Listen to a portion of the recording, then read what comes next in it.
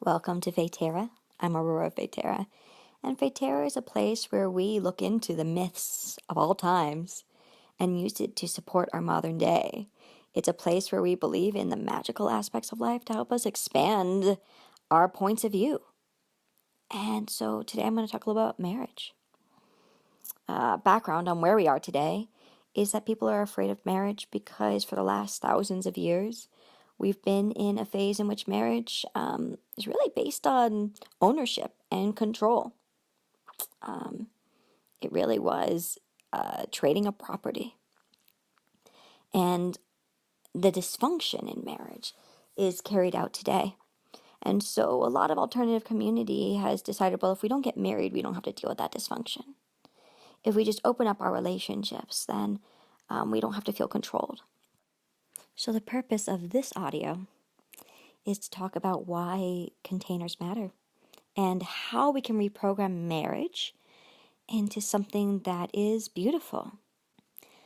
So marriage is based on what we call the sun and the moon coming together. In Egypt, they had the Ankh, and there's the circle and the line.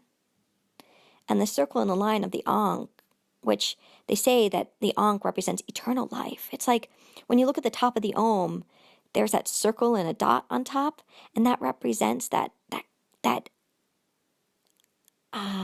oneness consciousness.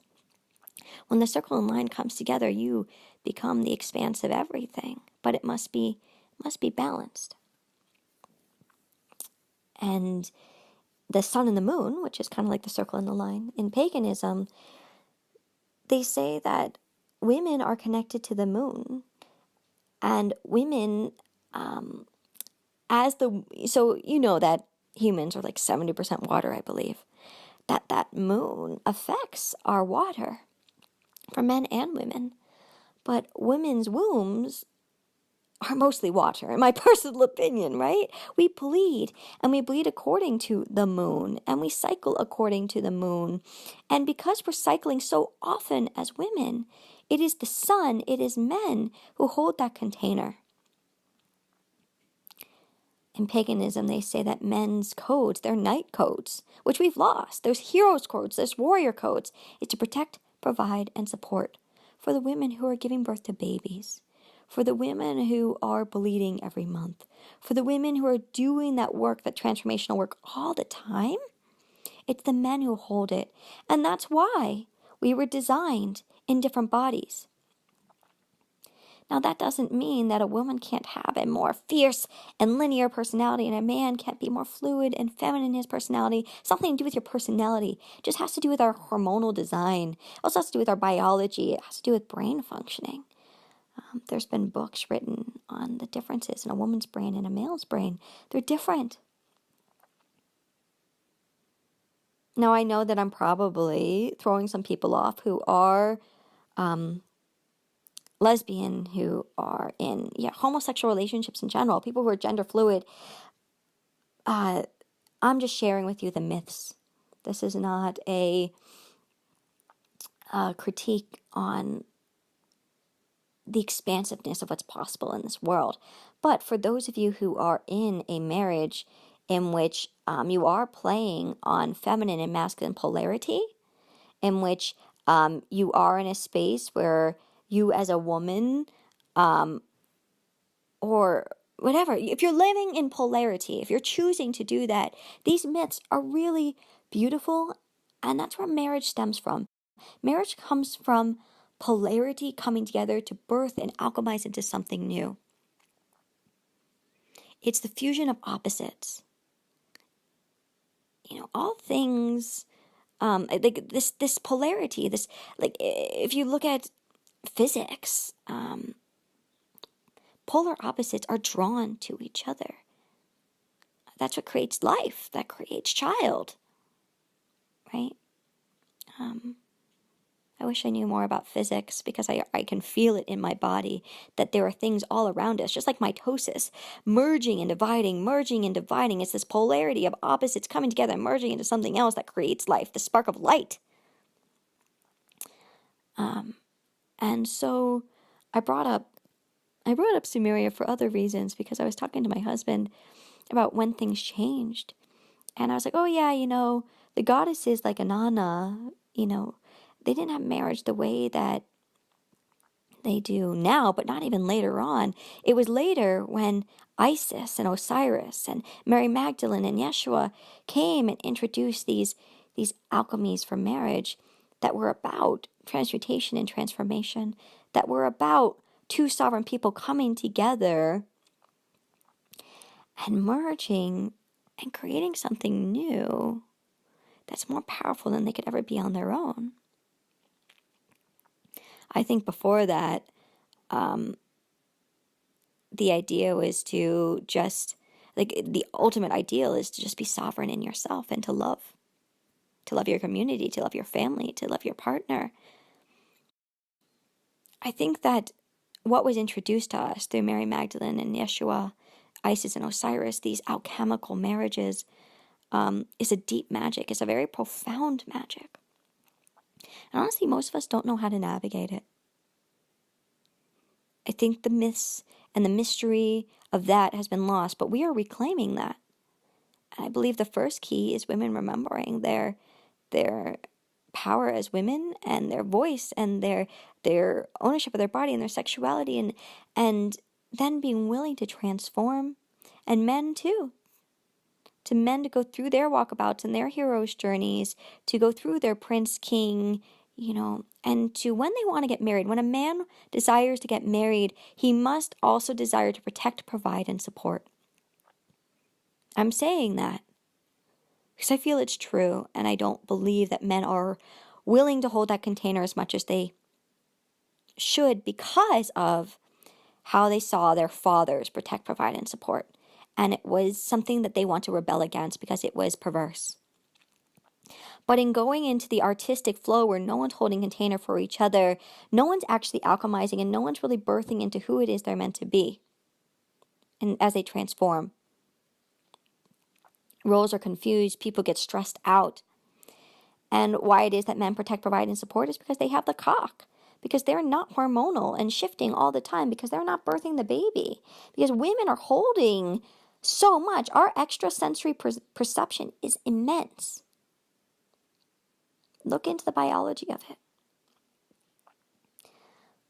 And it is an honor for a man to protect his wife and child.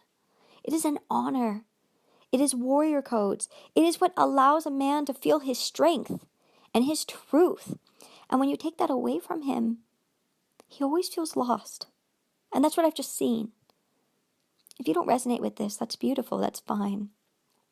If you do, then it's time for you as a man to pick up your sword and to own your inner warrior.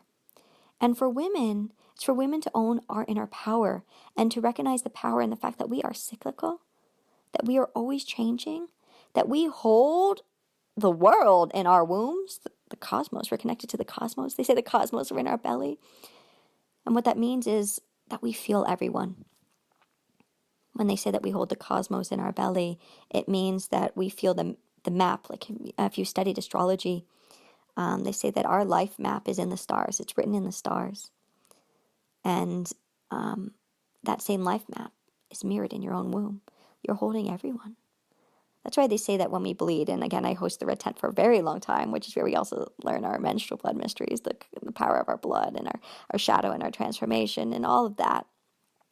But when we bleed, it's not just for ourselves, it's for everyone. And that's why we play in polarity, to support each other. When you choose to be married, it's a choice to choose a container to alchemize in. And what scares me when I share these codes is that there are so many people, they just want to be married to anybody. They want to have babies, especially around 30. That's what I've seen. I mean, people have babies much earlier than that, but there's this thing. If you still haven't had a baby at 30, they want anybody. And where's the line? It's going to be hard in your marriage. You're here to transform. You're here to transmute. You're here to heal, right? And to hold it down. That's a container. But how far does that go? And only you can determine that. I can't help you. You can have, a session with me or Adam, and we can help you determine that, but really we're just mirroring you back to yourself. where's that line? It scares me to say, hold the container, and because you're transmuting and transforming to alchemize, and the shit's gonna come up. It scares me that people would be in it too long. In paganism, we get married for a year and a day. And I really love this because you get married at Beltane. Beltane is in May, and it's when the world is so juicy and animals are birthing babies, and all you want to do is be in union. Then it's a commitment, though. You get bound, you get handfasted, which is a rope that ties your hands together. And it's a commitment that you will not break your union for a year and a day. Now, this is different than I will marry you forever. But what's so cool about it is that today there are people getting married forever in our Western ideals, and then 3 months later getting divorced. Now, paganism says stay in it for a year and a day, and if you want to renew your vows, please do so after a year and a day. But here's what's awesome about it. So you get married at Beltane, and then you go into the winter months. Winter months is like scorpionic. It's transformation. It's those months of October, November, December is when the world goes cold and it goes dark. And that's where the earth does its work. And since we are a reflection of the earth, that's when we do our deep work to renew for the new year. Relationships get really hard around that time. Actually, I was talking to a friend, Samhain, which is Halloween. Beltane and Samhain are when the veils are the thinnest. And that is when we can feel. So at Beltane, that's when the new babies come in. The veils are thin from the other world, right? Samhain is when the ancestors cross over. So my friend was saying that at Samhain, actually, it's very hard to be in your relationship, or things get hard because you can feel your ancestors' opinions on everything. Right? Just the amount that we hold as extra sensitives. All right, if you have to be magical to listen to this audio, but I believe there are a lot of us extra sensitives who have no idea what the hell's going on. When the veils are thin, you're feeling everyone's perspectives on your marriage, and they're in your head. Anyway, so the world goes dark, and we're all doing our personal work, right? And it's saying, do not break your container. Go through it. Go through it, and at least commit to the next Beltane when the world is juicy again. If you want to break up when the world is juicy, then okay.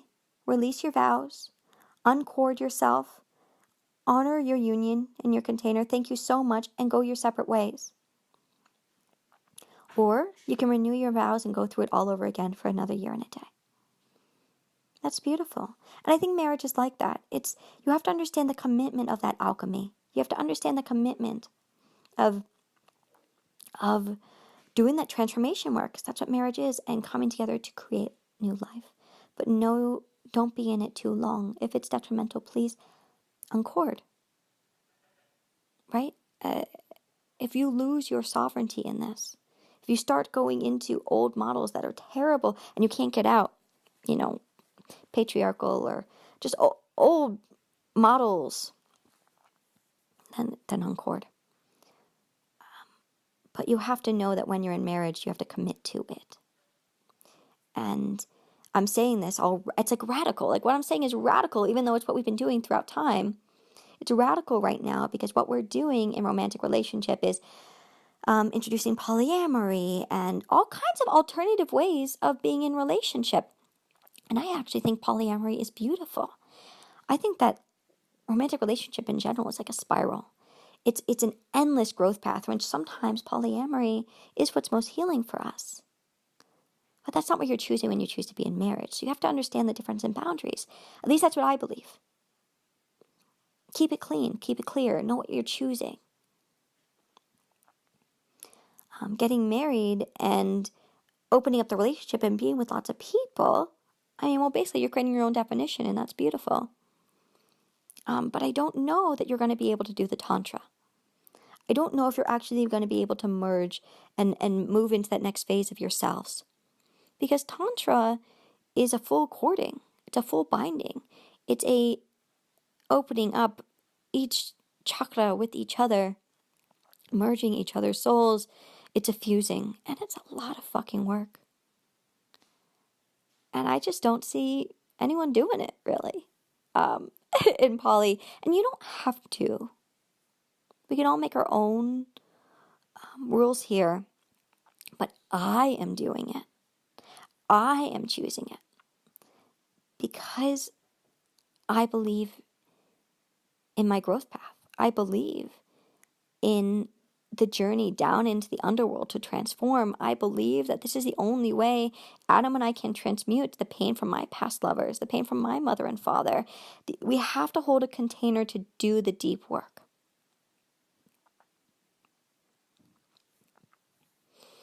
I want to share that I was actually polyamorous for 10 years before I was with Adam, and now we're in a monogamous container. And I think that it's important for me to share some of my views of how open relationship was really good for me, and close relationship is also good for me. And it really depends. Adam and I are wanting to have a child, and so we closed it down so that we could really focus. A friend of mine who is in a monogamous relationship, she has 5 babies, and she was polyamorous before too. She believes that polyamory is a gateway to monogamy, and then monogamy is a gateway to polyamory, and it's a spiral, depending on, what's going on in your growth path. But I want you to just know that, if you are really in that phase of your life where you are merging to create new life, if you are doing that healing work, it's important to close it down. And that's what I would call marriage. The fusion of opposites to alchemize. That's what marriage is. The rest is just romantic partnerships. Okay, that's my personal opinion. I hope you're able to follow that whole rant. I don't even know if it was a rant. It's just explaining the differences. And if you choose to go into marriage, Adam and I created our own alternative marriage. And we had a Tantra Puja, which is an adoration ceremony where we worshipped each other. And then we went into the red tent. Again, I already told you, the menstrual hut. And we spoke about the journey of marriage, in which the woman goes into the underworld every month in her blood time and her PMS, and the man holds that container for her. But it's a metaphor for alchemy as man and women. And so at our marriage ceremony, I danced for Adam the dance of Anana. And I was swirling my hips and, just dancing my full vibrance as a woman and all that I feel. And Adam was down on his knees and he was holding that container. That's marriage. That's the sun and the moon. That's the chalice and the blade. That's the circle and the line on the ankh, right? Like this. These symbols have been here forever as a map for life.